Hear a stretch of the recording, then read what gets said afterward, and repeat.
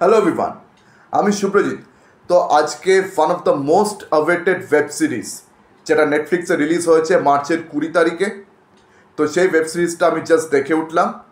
And এটা কিন্তু প্রথমবার হয়েছে যে একটা ওয়েব সিরিজ হিন্দি আর বাংলা এই দুটো ভাষাতে আলাদা করে স্ট্রিম করা হয়েছে। ঠিক আছে, ফর দ্য ফার্স্ট টাইম এটা হয়েছে নেটফ্লিক্সে। তো আপনারা সবাই বুঝতে পারছেন আমি কোন ওয়েব সিরিজটার কথা বলছি। ইয়েস, নীরজ পান্ডের প্রোডাকশনে হওয়া খাকি দ্য বেঙ্গল চ্যাপ্টার, যেটা খাকি দ্য বিহার চ্যাপ্টারের আবার স্ট্যান্ড অ্যালোন সিকুয়েল। তবে ওই বিহার চ্যাপ্টারের সঙ্গে বেঙ্গল চ্যাপ্টারে কিন্তু কোনো রকম লিঙ্ক বা কানেকশন নেই। ঠিক আছে, আপনাদের যদি বিহার চ্যাপ্টার না দেখা হয়ে থাকে নো প্রবলেম, আপনারা বেঙ্গল চ্যাপ্টার দেখতে পারেন।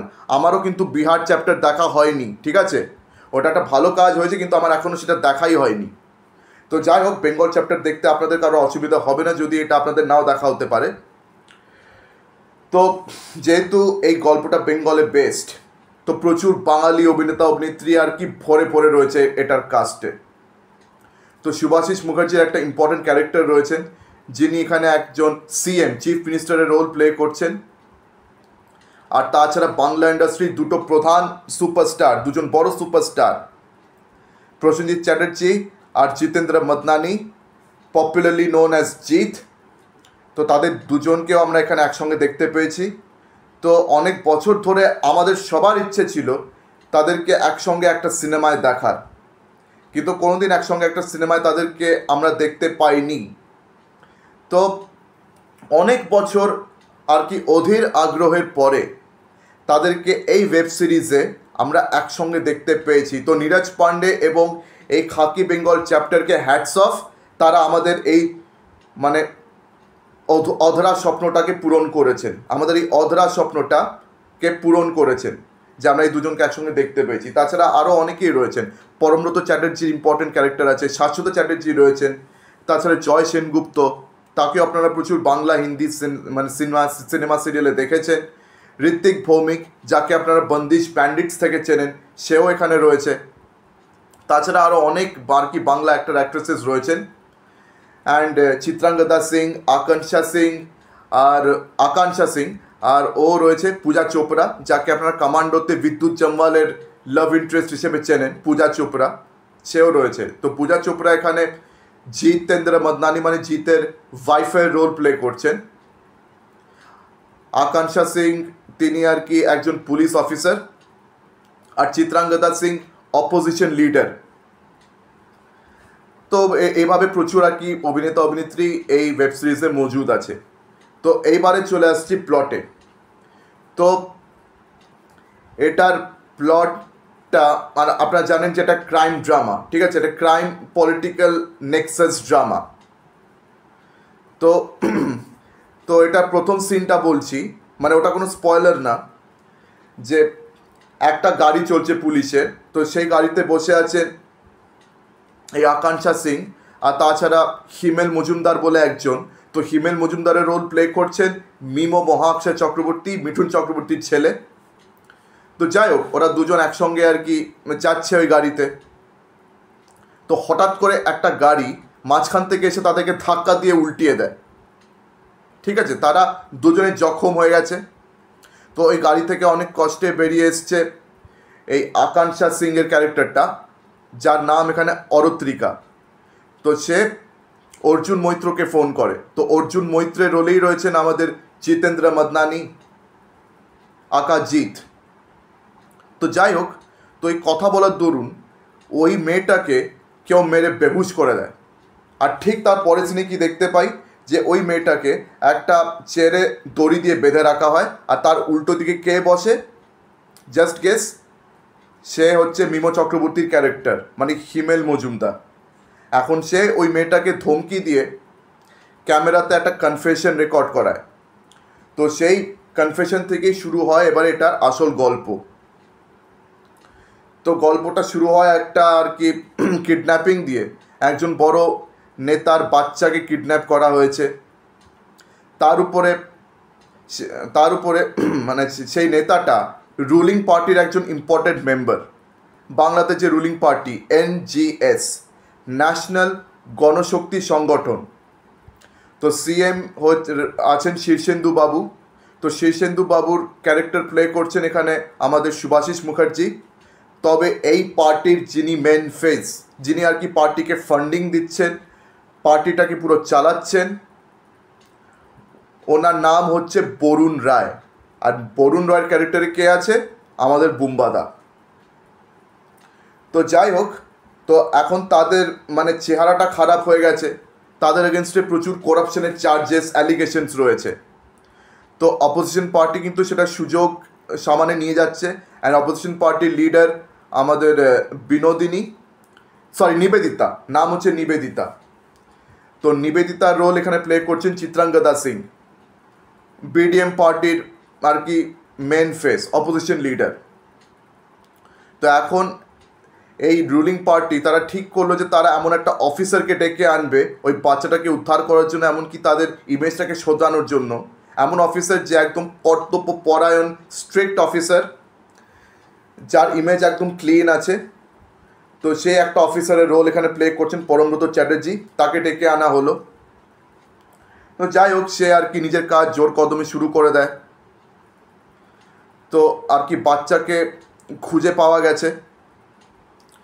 তারপরে তাকে বলা হচ্ছে যে একজন নোটোরিয়াস গ্যাংস্টার আছে বাঘা বলে, তাকে খুঁজে বের করার জন্য। তো এখন এই বাঘাকে খুঁজে বের করার চক্করে এই পরমব্রতর যে ক্যারেক্টারটা, পরমব্রত সেখানে গুলি খেয়ে মারা যায়। আর আমরা জানতে পারছি যে পরমব্রতকে গুলি করে মারার পিছনে কিন্তু এই বরুণ রায়ের হাত আছে। ওয়াই? বিকজ বরুণ রায় যে এই রুলিং গভর্নমেন্টের একজন ইম্পর্ট্যান্ট নেতা, ইম্পর্ট্যান্ট মেম্বার, আর বাঘা এই রুলিং গভর্নমেন্টের হয়ে কিন্তু কাজ করে। তো বরুণ রায় অর্ডার্স দেয় আর বাঘা সে অনুযায়ী কাজ করে। আর এই বাঘা যার রোল এখানে শাশ্বত চ্যাটার্জি প্লে করছেন, তো তার কিন্তু দুই হাত আছে। একজনের নাম হচ্ছে রঞ্জিত ঠাকুর, যার ক্যারেক্টার এখানে প্লে করছেন আদিল জাফর খান, যাকে প্রথমবার দেখলাম আর কি। আর আরেকটা হাত রয়েছে, তার নামটা তার ক্যারেক্টারটার নাম ভুলে যাচ্ছি, তো ক্যারেক্টারটার নামটা এখন মনে পড়ছে না। তো সেই ক্যারেক্টারটা প্লে করছে এখানে ঋত্বিক ভৌমিক। তো এরা দুজন বন্ধু আছে। হ্যাঁ, সাগর তালুকদার। ঋত্বিক ভৌমিকটার ক্যারেক্টারটার নাম হচ্ছে সাগর তালুকদার। তো এরা দুজন একসঙ্গে কাজ করে। তো বাঘা আর বরুণ রায়ের অর্ডারে তারা আর কি মেরে দেয় পরমব্রত ক্যারেক্টারটাকে। তো তারপরে এন্ট্রি হয় এই জিতের আর কি এন্ট্রি হয়, অর্জুন মৈত্র, তার এন্ট্রিটা হয়। তো এইভাবে আমরা বুঝতে পারি যে পলিটিক্যাল আর ক্রাইমের নেক্সাস, ঠিক আছে, কী করে এক অন্যের সঙ্গে জড়িত। তো এই এনজিএস যে রুলিং পার্টি বেঙ্গলের, তারা কিভাবে একটা ক্রাইমের সিন্ডিকেট চালাচ্ছে, প্লাস পলিটিক্যাল নেক্সাস তারা কিভাবে সেটাকে অপারেট করছে। তাছাড়া ক্রাইমের ডাইনামিক্স, রিলেশনশিপের ডাইনামিক্স, প্রচুর আর কি সম্পর্কে আমরা চির দেখতে পাই। প্রচুর সম্পর্কে যে ডাইনামিক্স, সেগুলো সময়ের সাথে সাথে বদলাচ্ছে। ক্রাইম কীভাবে অপারেট হচ্ছে, এই সিস্টেমটা কীভাবে আর কি চলছে। এবং জিতের ক্যারেক্টার অর্জুন মৈত্র, তাকে যে অনবোর্ড আনা হলো এই পরমব্রতর আর কি এই খুনটাকে ইনভেস্টিগেট করার জন্য, তার উপরে এই বাঘা এই গ্যাংস্টারটাকে ধরার জন্য। বিকজ এই পার্টি কিন্তু একদিকে ক্রাইম করছে, আবার অন্যদিকে নিজেদের ইমেজটাকে ক্লিন রাখার তারা পুরোপুরি চেষ্টা করে যাচ্ছে। তো জিতের ক্যারেক্টার, সেও কিন্তু একজন খুবই কর্তব্যপরায়ণ পুলিশ অফিসার, তবে সে একটু অ্যাগ্রেসিভ। পরমব্রত অতটা অ্যাগ্রেসিভ ছিলেন না, কিন্তু অর্জুন মৈত্র সে খুবই অ্যাগ্রেসিভ আর একজন দুঃসাহসী একজন ইন্সপেক্টর। তো তাকে নিয়ে একটা এসআইটি টিম গঠন করা হলো। তো সেই এসআইটি টিমে প্রচুর মেম্বার্স রয়েছে। তো তার মধ্যে একজন হচ্ছে ওই হিমেল মজুমদার, ওই মিমো চক্রবর্তী, তাছাড়া অরত্রিকা মানে আকাঙ্ক্ষা সিংয়ের ক্যারেক্টারটাও রয়েছে। তো এবার তারা মিলে বাঘাকে এবার খুঁজে বার করতে হবে তাদের। এমনকি পরমব্রত যে ক্যারেক্টারটা মারা গেছে সেটারও ইনভেস্টিগেশন করার দায়িত্বটা এখন তাদের হাতে রয়েছে। তো এরপরে আর কি আরও অনেক কিছু আমরা জানতে পারি, আস্তে আস্তে আমরা বুঝতে পারি যে কানেকশনটা কীভাবে এক অন্যের সঙ্গে জড়িয়ে রয়েছে। তো আরও প্রচুর জিনিসপত্র আমরা এখান থেকে বুঝতে পাই, অ্যান্ড প্রচুর আর কি পলিটিক্স কীভাবে ওয়ার্ক করছে। তো ওখানে পলিটিক্স ওখানকার জনতাকে কীভাবে এফেক্ট করছে, অ্যান্ড প্লাস প্রচুর আর কি রিলেশনশিপ ডাইনামিক্সের মধ্যে আমরা আর কি শিফট দেখতে পাচ্ছি, কেন পলিটিক্স, ক্রাইম, টাকা পয়সা, লোভ, এইসব কীভাবে ওয়ার্ক করে। তো এই জিনিসপত্রগুলোকে খুব ডিটেলে অ্যান্ড খুব ভালোভাবে কিন্তু এখানে ফুটিয়ে তোলা হয়েছে। অ্যান্ড এপিসোডগুলো কিন্তু ছোটোখাটো এপিসোড না, ঠিক আছে, 7খানা এপিসোড রয়েছে, মানে প্রত্যেকটাই তোমার 1 ঘন্টার রয়েছে, কোনোটা 50 মিনিটের রয়েছে, কোনোটা 45 মিনিটের রয়েছে, যথেষ্ট লম্বা, লেন্দি। কিন্তু ওই লম্বা আর কি সময়টা নেওয়া হয়েছে ক্রাইম ওয়ার্ল্ডটাকে আর কি বিল্ড আপ করার জন্য, অ্যান্ড প্লাস পলিটিক্যাল নেক্সাসটাকে ঠিকভাবে ডিটেলে দেখানোর জন্য। তো আমি তো বলবো নীরজ পান্ডের কিন্তু এই কাজটা খুব ভালো হয়েছে, খুব সুন্দরভাবে আর কি এখানে ক্রাইম ওয়ার্ল্ডটাকে দেখানো হয়েছে, ওটা নিয়ে কোনো সন্দেহ নেই। অ্যান্ড বাঙালি অভিনেতা অভিনেত্রীদেরকে নিয়ে কিন্তু একটা খুব ভালো কাজ হয়েছে। নীরজ পান্ডে নিজেও কিন্তু কলকাতার ছেলে, আপনারা অনেকে হয়তো এটা জানবেন না যে নীরজ পান্ডে সে কিন্তু নিজেও কলকাতার ছেলে। তো সে পশ্চিম বাংলার গল্পটাকে খুব সুন্দরভাবে কিন্তু এখানে দেখিয়েছে। অ্যান্ড এই গল্পের সঙ্গে আপনারা অল্প স্বল্প হলেও আপনারা এখনকার কিন্তু গল্পের একটু মিল পেতেও পারেন, যদিও এটা একেবারে ফিকশনাল কাজ, তবে আপনারা এক আধটা জায়গায় কিছুটা মিল পেতে পারেন। মানে এমনিতে ফিকশনাল কাজ, নো ডাউট, ঠিক আছে। তো এখানে কাজ সবারই ভালো হয়েছে, প্রত্যেকটা অভিনেতা অভিনেত্রী দারুণভাবে কাজ করেছে। তো মানে কেউই কারোর থেকে পিছিয়ে নেই। এখানে জিতেরও কাজ খুব ভালো হয়েছে, পরমব্রত যতটুকুন সময় আর কি স্ক্রিনে ছিলেন তার খুব কাজ ভালো হয়েছে। এখানে প্রসেনজিৎ চ্যাটার্জিকে আপনারা বুঝতেই পারছেন সে একটা নেগেটিভ রোল প্লে করছে, তো তারও কাজ খুব ভালো হয়েছে এখানে। চিত্রাঙ্গদা সিং, পূজা চোপড়া, মানে যারই নাম নিন, কাজ সবার ভালো হয়েছে। অ্যান্ড নীরজ পান্ডে মানে প্রোডাকশানে আর কি এটা খুব ভালো কাজ বেরিয়েছে। তবে ডিরেক্টর আর কি নীরজ পান্ডে নন, ডিরেক্টর দেবত্ত মণ্ডল বলে একজন, আরেকজন হচ্ছে তুষার কান্তি রায়। ওই দেবত্ত মণ্ডল আর তুষার কান্তি রায়, তো এই দুজন মিলে আর কি এই ওয়েব সিরিজটা ডিরেক্ট করেছেন। তো ওদের ডিরেকশনটাও কিন্তু যথেষ্ট ভালো হয়েছে। তো মানে এই ক্রাইম অ্যান্ড পলিটিক্যাল নেক্সাস এই দুটোকে আর কি খুব সুন্দরভাবে দেখানো হয়েছে, এই দুটো কীভাবে কানেক্টেড। তারপরে আগেই বলেছি যে সম্পর্কের ডাইনামিক্স, এই ক্রাইম সিন্ডিকেটের ডাইনামিক্স কীভাবে সময়ের সাথে সাথে বদলাচ্ছে, চেঞ্জ হচ্ছে। লোভ, লালসা,